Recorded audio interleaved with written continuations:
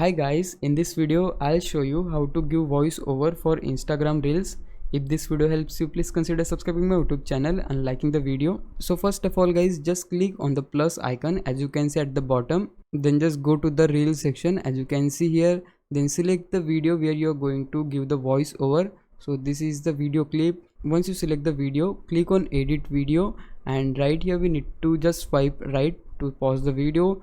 Then here we have the option for volume, and in the volume we just need to set it on 0 so that the camera audio or the audio video will get mute.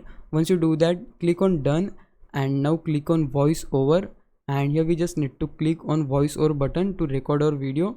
And once it is done, you will see the timer is now started, and now as I speak you can see my audio is recording. And once your voiceover done, what you need to do, you just need to click on the voiceover button again to just pause the voiceover. Once you do this, just click on done, and now here you can see we have added the voiceover.